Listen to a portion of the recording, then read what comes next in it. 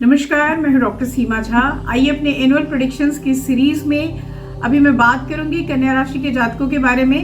कैसा रहेगा वर्गोस के लिए ईयर 2023 हम जानते हैं इन डिटेल। पर उसके पहले आपसे एक रिक्वेस्ट कि अगर आप हमसे नए जुड़े हैं और पहली बार मेरे इस चैनल को देख रहे हैं, kindly like and subscribe my channel. और अगर आप हमारे पुराने दर्शक हैं, kindly give your valuable feedbacks. मैं बात शुरू करती हूँ इस ईयर की 2023 की। यह ईयर जो बहुत सारे ट्रांजिट्स के लिए जाना जाएगा। शनि की स्थितियां बदलेंगी 17 जनवरी ऑनवर्ड्स और 22 अप्रैल को आप देखेंगे जुपिटर को मूव करता हुआ।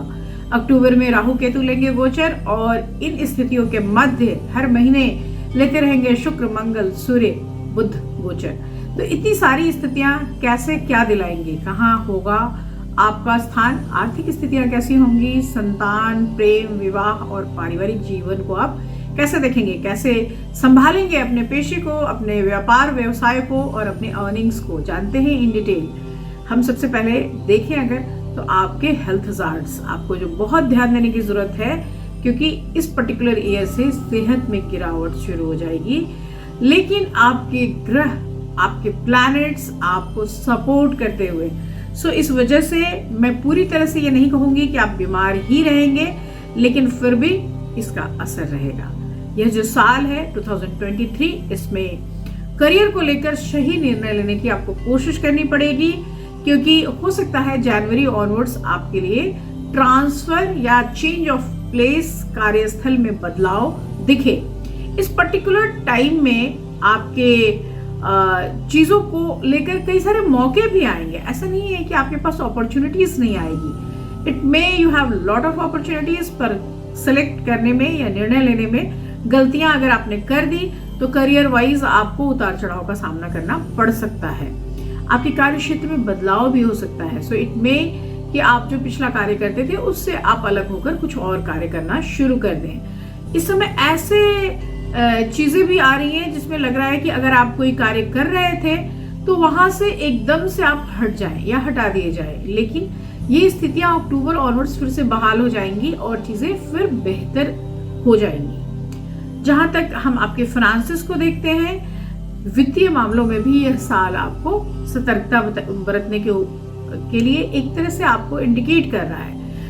शुरुआती दौर में यानी अप्रैल तक तो स्थितियां ठीक है, वहां तक आपको दिक्कत नहीं है।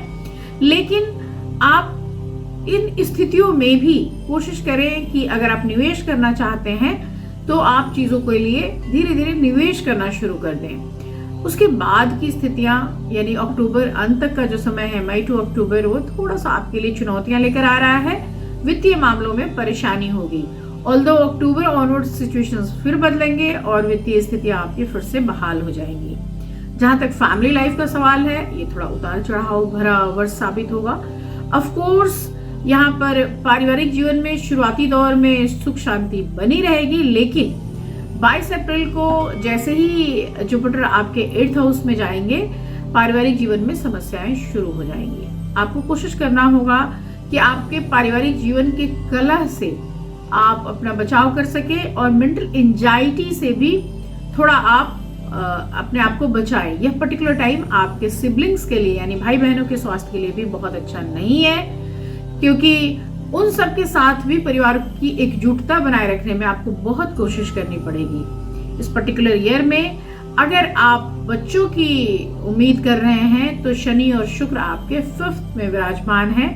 इससे संतान उत्तम फल वाले होते हैं, उत्तम गुण वाले होते हैं और इफ यू आर प्लानिंग तो आप कंसीव कर सकते हैं। लेकिन अगर आपने इस पर्टिकुलर टाइम को खो दिया तो मई ऑनवर्ड्स चीजें आपके लिए कठिन हो जाएंगी और ऑफ कोर्स मई जून के बीच में संतान संबंधी चिंताएं आपकी बड़ी हो जाएंगी। फिर ये स्थितियां अक्टूबर ऑनवर्ड्स स्थित होंगी।